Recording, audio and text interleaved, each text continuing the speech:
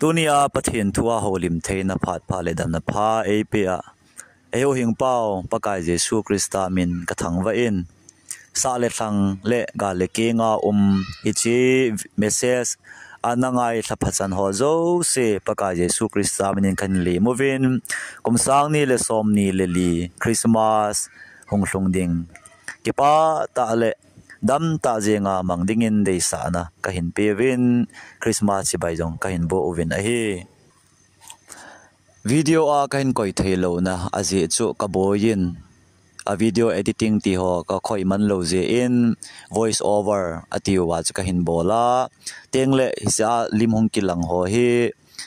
manza karbi anglonga pathin tu seya kachena a loile golte to lim ka kila khom na ho a hin izem tia limla a lang nom lo ai lo lang dinga anaki gel lo na limla ho na namu kha a hi zong le lungset ta in he them dingin ka hin nge nomin to tiang le tunia ichi Christmas message a kain koi hi ade senin karbiang long lama loile pai nu le paten e hin nge na dung zui le sabana manipur gama loile pai te ho dei ta jeng e ngai lu hon e hin nge na dung zuya ka hin koi a hi in ti yong nei na het pi divin ka hin sei masa hi hen lang gale toli nei je ovin te bangin e ma kho e ma veng a hi lowa hi le iki got bangle iki gel bangin tu kum Christmas hi mang thailo mi tam ta e umovin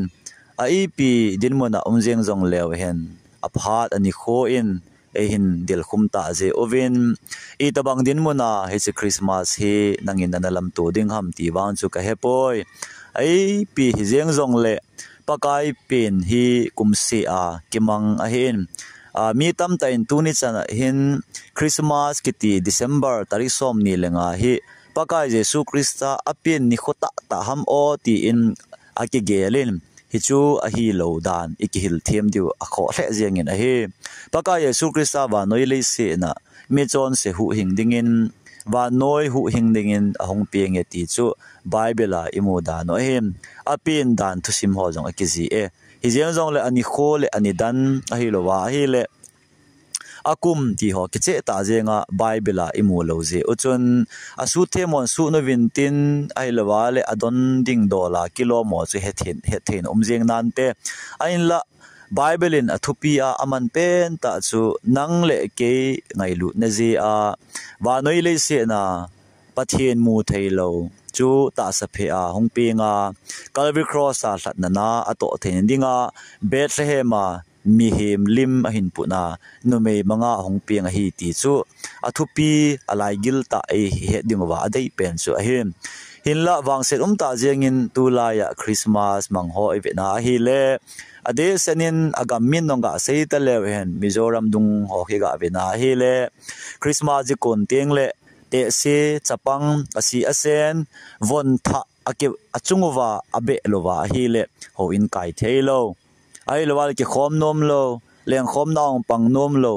teng le kin ki bol na ajong zaw nom lo hi atam zo a hitai ti akemu thein ai la chi je achun amho thil bol le chan chu kaga te me ka ti na hi poi he chun ei ho de wang ikam sungo aboitan gal lai a hi je in von bazar kai ti ho chu i zal ham chun bol naw hi te a hin la abol thailo tam ta ayomovin ina jong ki cheng thailo ai lawal in sung lum lai jong ki lo theita lo ho in jeng jong hong theita lo wa Christmas pha long hlung ta a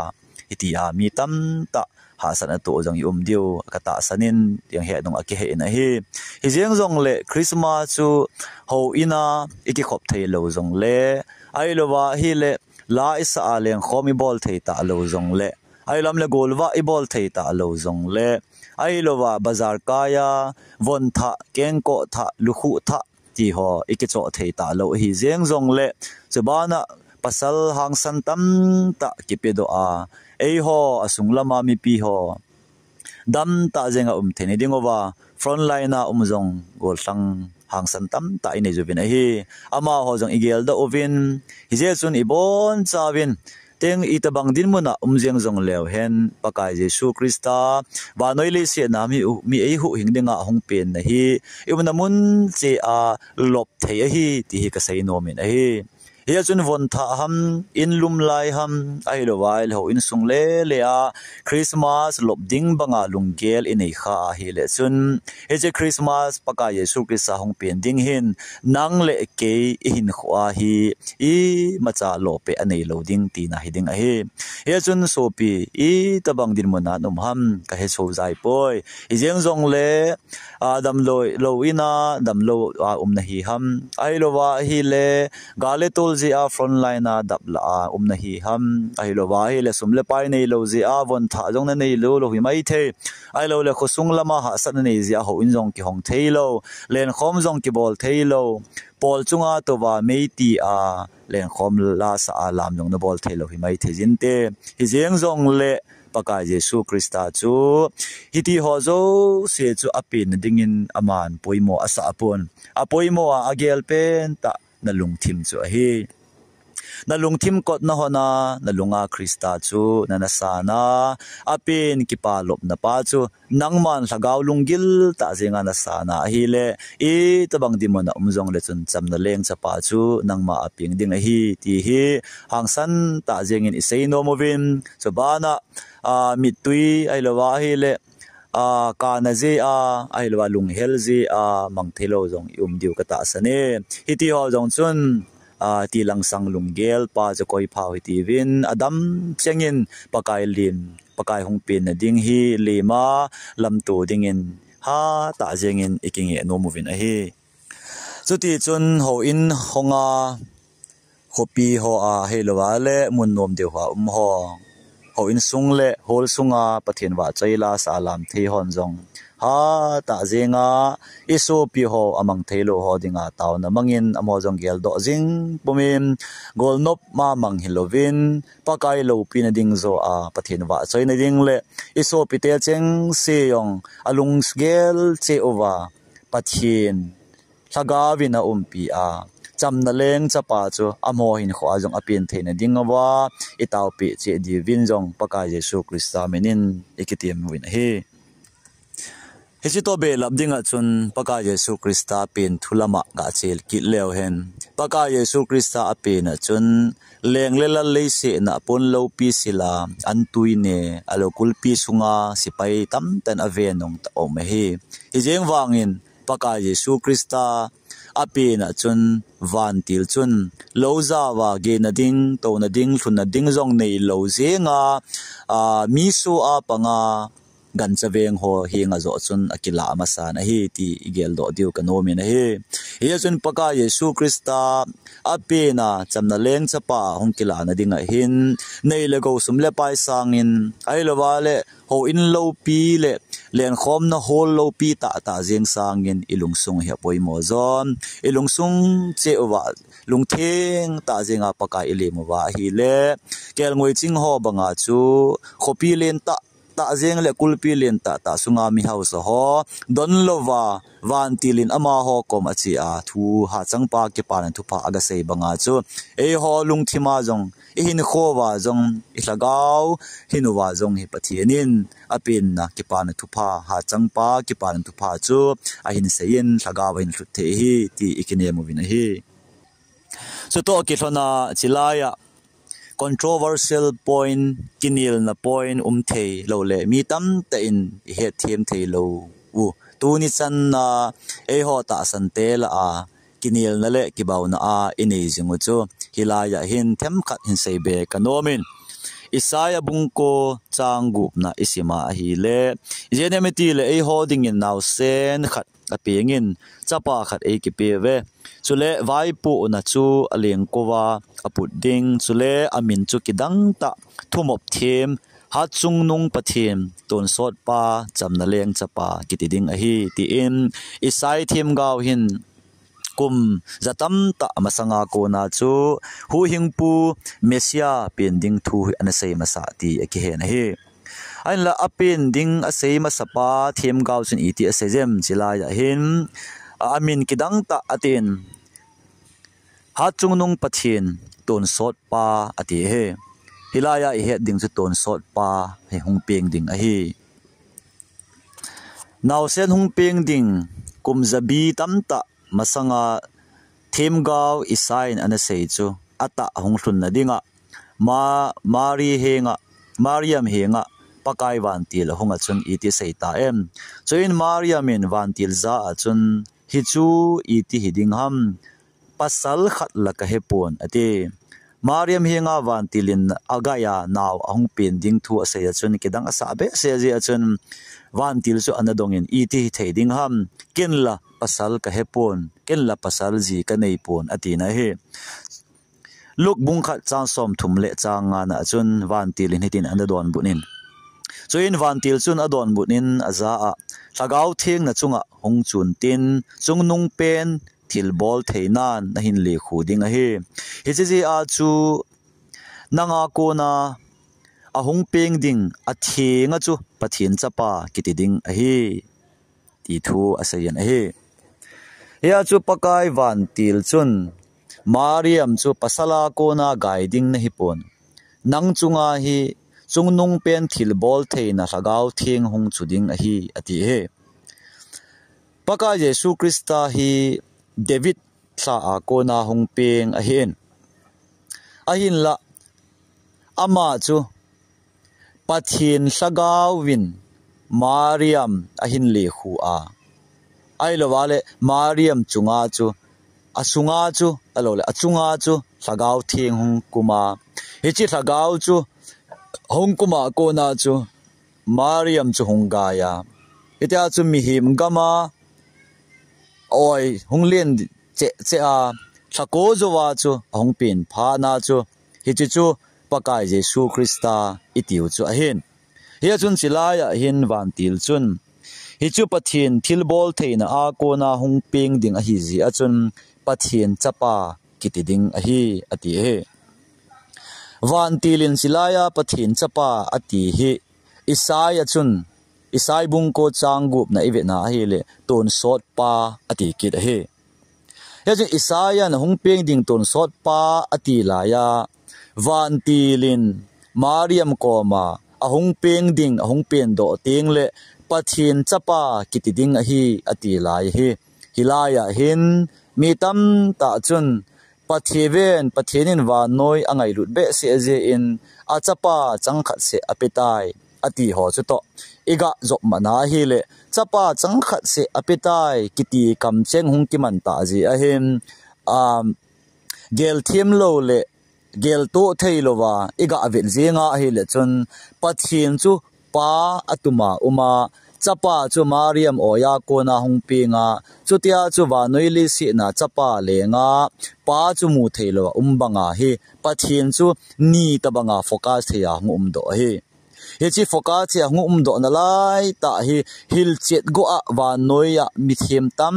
ten a hil chet god ai wa nga hil chet zolo a hil chet zolo tieng le approve ding le a hil chet na ding a het lo tieng le pathin chu khat a hi a hin la thum a hi thum chu khat a hi adevin hi chu Holy Trinity a in ti do ta ven hi chi Holy Trinity ati lo na pen taw aji chu pa yong chu aume chubana Mariam oisunga hung pi yong chapa jonga ome ai le chapa chu Jesu Krista chu pathina hi tia ga apom go no wa hi le pa khat a ome ti ngai tu na a umji achun pa la pai the hi lo chapa la tuma la khen thei hi lo pa tuma la khen ki le hu hing pole Jesu hi ki tho chu tela thagau the no ki tia chu mi hem thip na philosophy manga ani hil chet go no wa hi le khat a hil chet go lew la thumbanga amu thumbanga hil chet dinga hi le la pathin khat a hi ti Bible in Israel cha te anaga ana pathianin vo Israel na pakai na pathian chu pakai khat se bo hi ti thu chula hejing ngal thobu hejia chu hilai ka hil se dinga chun thuma hi hin la khat a hi khana chun thuma ome ti in Holy Trinity hi ahung peng hi ti hi I het diu apoi mo ma jeng in hi a hin laken tunia kan se go chu Holy Trinity sa ome kati lo ji hi Holy Trinity kiti hi lo hi Bible hin pa pathin chapa pathin tagau thing pathin kiti a thuki sampa hi bible a lo he he chun chapa pathin kiti pon pa pathin kiti na wanga ume ai la chapa pathin ti a bible in aseina a lo hi ji a chun trinity holy trinity hil chen ho chun pa jong chapa jong hlagau jong chu kibang chet umni kibang penni kibang thilbol theina kibang thaha na kibang kiti abon cha kiba ji a chu khat zo sa jong pai thei hilo khat zo sa jong chu gel net thei hilo pa beya chapa le thagau pathin hling lo ai lo wa le chapa beya thagau to pa le le chu pathin hling lo athuma hung ki gop chet ta le bo pathin hling a hin he chun khat zo sa chu ila amanga ai le pathin a hling zo po ve he chun chapan thanei na anei bang banga pan jong ane jin pan thanei na ne ane na zo si jong chu thagau thing no ani akibang chia ani ji owa hi holy trinity hi tin a hil chet jivin a he ya chun hi chi message a athupi pe na ka hin man nom chu them gau isaya chun ahung peng ding chu ton sot pa hi ati he ton sot pa a hi tingala I ati le ahung pe na chu pathin chapa kiti ham pathin chapa akiti ta ji a chu pathin hi mihim lam ngai tu do la chu biological father itio mihim nu meile pasal kiti bat na a ko na hung peng chapa banga mihim chun igel ji ji achun pa atumai sa chapa jong atumai sa ji a hi ti hi igel thim diu apoimo he mihim banga agel lovin pathin chu semti la ko na sagaw hi ti hi abul pi pe na isei no mo he yachun zon bung li ivetna hi le pathin chu sagaw ahim a hoten thu ta le lagawa hoding a hi zon mung khat chang khat lang ivetna hi le atilin thu omin thu chu pathin to omin thu chu pathin a hi sang som le lina isim sa kin ai le hiti chun thu chu ta sa phe ahung changin ilawa ahung ome atiute thu chu atila sagau pathin thu a ana chu ta sa phe a ilawa hong kila ta na hi chi ta sa phe a hong kila ana ta chu mariam hi nga pakai van tilin nang sagau thinga kona nagai ding tengle ahung su ding chapa chu pathin chapa kiti ding a hi anati chu hita na hi chi chapa hung peng ding ta sa hung kilang chu isai them gau chun ton sot pa ati kid hi chuti a hi le bible chu su to nga ya hi keima mihim lunggel ngai tu na a chun min chapa hindinga hi le numei a anei ham nga ya ai lo wale mi kha chu chapa akiti a hi le biological father khat anei nga he ai bang pathin chu tabang chu hi lo he ji a chun juda te dan them ho chu hongowa pakai jesu krista he nga chu pakai u cha sagi ka hi win ka u pau alen pen pan ji anejim a hin la athitan ka u pau athi ji achun ani na pan akichen pi ki nin a hin la son nei lu na thikitan chu tia chu u cha sagi chun ji khat chu ki kopmuwa ai wa nga khat chabe enong son anei lo hia ado naw chu wan gam ni ko teng le koi pen ji a hitadem ati he mi him ngai do la chu upa pen ji hi le kilom ta ai lo wale boina thei hi mi sagi pasal sagi in nu me khat ji a nei wa ki kop che uwa abon chawa son nei lo wa thi wa ai le thokit ni khu a wan gam ni khu a chu e pi hitadem o ti hi mi hi mit i ngai tu boy hi mai the hi ai wang paka yesu kristan them ta jenga adon bu chi pi ham thokit ni kho le wan gam ni kho achun ji le ji pa kiti ji nu kiti ta poi ti chu he achun mi zo se ai lo wale so cha na chang ho zo se chu wana a sitel wana wan til tet obang ji ta ve ti thu se he he chun sagau gama thil ho chu mi hemin he thim thein dingowa mi hem he thim thei do la bible ahung ki hil chet na hi ji a chu mariam chunga hung sagau thing je koi ham ti hi ama sa pe na question ilungela ido ding apoi mo chu he hijilai pha na chun la jesu aping pon chapa ki ti yong ki sei khapon ale chapa ki sei ma sanga je koi ham na uma chu pathin hi chu he je pathin chu sagau hi ti he so ke jo ne he ale chi pathin thagawa na Israel cha ten Jehovah ti a tulung lui lai zo sia na het pau Abraham pathin Isaac pathin Jacob pathin chu ami te Israel te la Juda phunga ko na Joseph te insung hin man cha hida chu Mariam oi sunga hong pin dinga chu Mariam hin man cha hi chi thagau pathin chun Mariam chu hin le khu hi ai wanga thako zowa hong pin do hi le ta sa Jesu Christa chu chapang nau sen banga hong pin do ta ji achum ama chun ta sa biological pa anei lo ji achum Joseph chu la he pa ati thailo e je Joseph thisana ko na ping hi lo ji achum ama ta chu Mariam hinga chun vantil chun pathin chapa kitiding hi ati thei ta he ai wanga wa noi le si na chun mi him ko dol le mi him gam le ai le wa le si dan dol a chun pathin chapa ti in ki ko jeng zong le isai thiam gau chun ton sot pa hi ati ale ton sot pa achuma uma Jehovah pathin chu pa hi a hi le pakai Jesu Christa chu i ti ton sot pa hi ki thei di ong chuti ale Bible chu nang le kein I het thim theina dinga mi him paule wa noi le si ki ko dol le wa noi le si na mi him te ni het pha thei ding chana ding dola ki ji hi ji asum te kanan pathin khut pathin nakhang pathin mit kiti ho pathin keng kiti ho pathin ziet lam kiti ho jong he mi hemin pathin chu personified iboluwa I het thim theina dingwa chu ki hil chet na bo he he chen pathin chun ziet levi anei poi paka Yesu Christa thana ko na atho do achun ma EPS yam na se ju te ko ma thagau chun vole ta sa anei poi ti chu vole ta sa nei ho dinga ziet levi thei chu ai wang thagau dinga ziet levi lo he he chen pathin long chu pathin khut iga ti ale nang lekin I het thim theina dinga che pathin khut iti bo hin pathin chu thagau hin khut atuma ane hi lo ti na he pathin keng wa noi pathin keng ngap na ai le pathin chun wa noi ya keng ngap ta di ham hi lo pathin a lo pi dan se na he wa mangai pathin ziet lam iti jong le pathin chu thagau hin ziet levi ane poi ai la pathin tha le thil bol theina se dinga chu pathin ziet lam kiti bo he hichi a ko na chu e Bible iga su na hi le pathin chapa kiti jong chu pathin mu theilo thagawa na jing mei kong ham ai lo wai le mei bol hama ami Israel te koma anakila jingpa pathin thil bol the Jehovah chu nu mei mang cha le si na hung pin ding ta ji a chu hichi hung pin na ta sa chu pathin chapa kiti bo him hichi pathin chapa kiti ji a chu pa achuma uma chapa achuma uma ngai dan mi hemin biological father biological son banga igel dinga hi le pathin chu khat hi theilo ni le thumbe ai su te ding ti na hi tho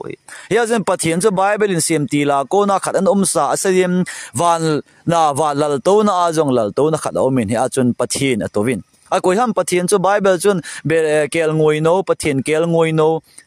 lim sa chu ti chu pathin kel ngoi no lim sa chu koi dang hilovin pakai Jesu Christa Calvary cross a thi a thoki na ton so na hingjing pa pathin a hin a to ti na hi chu ti ya le pa to le chapa to le ti a mi mi ngai dan isem hi mai the hi ai wanga Bible chun Isaiah chun a hung peng dinga chu ton sot pa hi jeng wanga chun nu mei oya ko na hung peng a hi ji a chun ton sot pa hi na chu nei zong le wa noi le se na alen sunga chu pathin chapa kiti ding mong hi aju ti lo wa hi le wa noi le se na mi he ma hung peng mo mong koi ham pa nei lo paka Yesu Christa dong chun ki ko na dinga pa nei na hi na kha cha nei ngai ji a chu ama chu pathin chapa kiti hi ti hi a he them diwa poimo hin chuti lo hen lang la sei ji ten a John sunai pi sayong pakai pa na ti ani mu sa taw ti ong ati khula a Thomas te ho Philip te ho loi jong pa ka Yesu Christa nung an ju ju wa tui chunga po ko nga po na ki tol pi wa anage pi wa na ne pi wa ai wang pa ka Yesu Christan pa thu se phat a chu among boi tho hi ba chu pa nei mu sa na ti chu ai wanga paka yesu ni ti don bu nem koi hi le ke i mu sun pa amu hi ton sot pa za koi ham siam ti la kona pathin iza kai siam pa pathin thil bol the Israel te pathin chu koi ham pa etiu chu hi chi pa atiu ton sot pa chu Isaiah chun ven chapa ki pe ve ati chapa nu oi sunga kona hung pin do zo a chun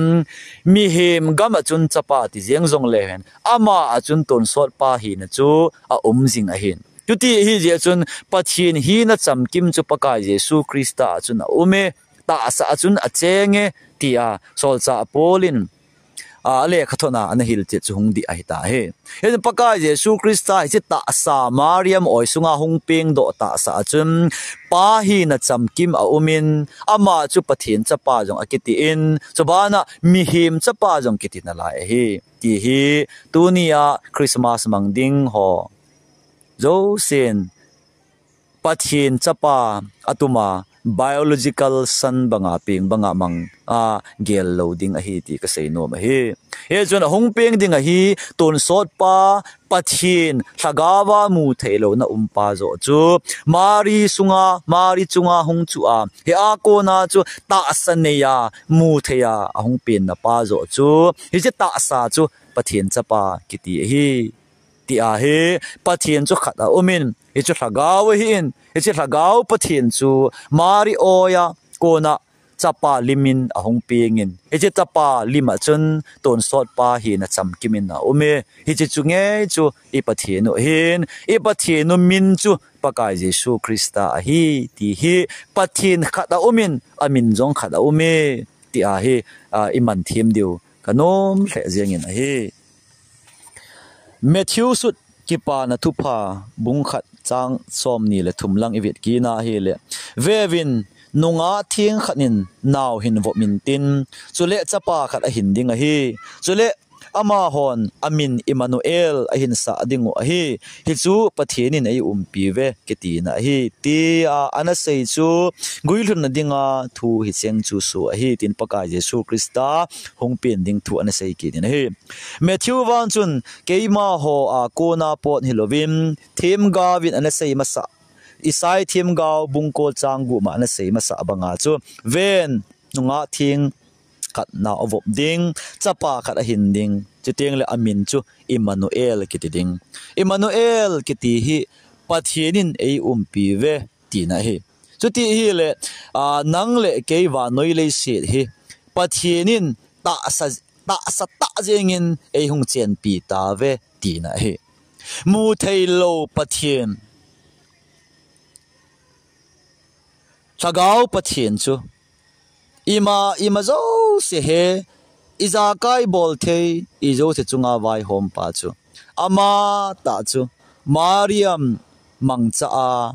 nunga thieng mangcha a ton sot pa chun wa noi mi te ahung chen pi a hin hitlai ta chu Emmanuel a hi Emmanuel pathien ei ho koma a cheng tai itile ei ho la a ta sa leisiet gamahin pathin hong cheng tai ti na hi le koi ham pathin chu chimti la kona ton sot pa thu a ana iza ka hin gong do Israel ten pathin dang him ana ho lovo Abraham pathin Isaac pathin Jacob pathin tia ana ho hi chi Jehovah pathin tulung luya pa pathin ti lo pathin dang inei pu ve hi chi pa pathin ton sot pa pathin chu Mariam oya sunga konin ta savo nejin ahong peng tan hi chi ta savo hong nei pa ata savo a hi na lai ta chu pathin chapa kiti jong le ama chu ton sot pa isai them ga sei banga hong peng chu hi in Matthew chun ama chu pathin ilawa hong cheng a hi ati ji achum pathin dang him nei lo hi Jehovah ina he no pathin khat se chu leisi na chat thei che thei ne thei don thei gen thei tho thejin ta sa phe a hin pu in hi achon ilawa hong cheng tai achom langa Emmanuel ahong hitana hi ati he hiti ho zo se akai khom na dinga ta khai khom na dinga chun Timothy thot khat na bung thum chang som la gup thu hin ga siming tin pathin ngai sa na thugu chu nil kal na be hela le na he pathin ta sa a ki phunga sagawa thim changa hitai van til te ho mu in omin chidang nam dang la a sei phunga uma hitai wa noiza ta sana uma hitai lo pi a la to wa umitai Hilaya Timothy hi nga solcha Paulin lekha thotna achum pathin ngai sa na thugu pathin het na thugu chu koi machanil zo lo hi dan asayem hi chu a hin phot chet kenin pathin chu ta sa akiphungin pathin izal ine zo ham khat bo na ale pathin khat bo ine yo wa hi le hi chi pathin hung ko na chu hoi lai ham tulung tha nang le ke phat masanga ko na Israel ten pathin khat se anane yu chu hisiti lo chu pathin dang him hema umpoi ti hi avela anathuga na hi he chi pathin khat se chu ta sa hung ki phunge koi ko diu ham paka Jesu Krista tai lo chu ta sa ki phung lo hi kolten pathin min tam ta ane zo hi amin say daw te tulaya ki kha ki ga na tambe se jengin o aminu tam ta ane zo hi ama hon EPP hi sa jeng zong lew ama ho pathin chu pa nang le kein thulung luya pathin ki phun ai gel thailo hi he je jun thulung lui lama Israel te pathin khat se hong ki phun na ta sa in a ki phungi ati he koi ma chadang sei na hilovin isai thim ga win naw sen hung peng ding ton sot pa ati tengle Matthew bung khat chang som ni le thuma Emmanuel ati tengle Luke bung khat chang som thumle changa thagau thing na chunga hung chu a tengle hung peng ding pathin chapa ki ding ati chu hitai lo chu nang le ken pathin ki phun na inei lo he hi si a chun solcha pol chun pathin chu ta sa ki phunge thagawa thim changa hitai ati ki chu ama chu thodo ki na hi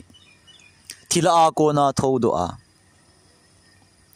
televan til ho muina omin chidang nam dang la sei phunga uma hitai wa noya ta sana uma hitai ati chidang nam dang ho la ki sei phung je koi ham paka Jesu hi chula ale paka Jesu Krista ti lo chu ki pa na thu pa sei ho sun koi thu ki sei di paka Jesu Krista athi in akivuzin atho ki tai he che ki pa na thu pa ti lo adang ki pa tu pa sei uma hi le ama ju sabse changhen atia Thessalonica Galati mi te hinga solcha pol na sei chu ya jun ki pa na thu pa i sei phongowa sidang namdang hola a nang le ke gentle te la hong ki sei phong chu paka Jesu Krista hi chi paka Jesu Krista nge chu solcha pol chun pathin ta sa hong ki phonga chu hi atim wa noya ta sana omin tu chun eta sanin hiti chun lo pi a la atwa uma hitai lo pi a la atwa chu koi ham olive sanga ko na paka Jesu Krista nang le ke yin Bible imu chu la atwa lai thu hi he chun paka Jesu Krista la atwa chu vana lopi ta zenga la atwa asei zuiten avet vet laiwa meibolen hin le khu je koi ham paka Jesu Krista hi mithila kona thoki na ahung ki ding jong ama che hi chuti hi a hi le sopi tunia ipidenga pathin hi khat sanga tambanga gela na hi ham pathin chu khat a hi ti hi Bible in ase hi je in tunia Christmas a hung peng ding apin ni kho imanu jong hi pathin atum bele a chapa hilovin pathin ton sot pa ta sa hong kila anadinga numei mangcha a leise na ta sa hong ki phon na dinga hong pin na zo chu iman hilo ham chuti hi le ta sa pia hong ki phon ji a ja pathin ni na ai lo wale pathin pa uma chapa atuma hin sol banga ingai jing dinga hi le athu che dan ima them lo hinte ye jun pathin khala omin amal ton sol pa him amal chu lagaw hi he che pathin khat se chu ta sa ne ja mari oi sunga ko na hong pengin nang le ke thana pathin kel ngoi no hi na hin pu a Calvary Cross a nang le ke chon sit thenga athi theina dinga chu ata sa chu hong penga hi ti hi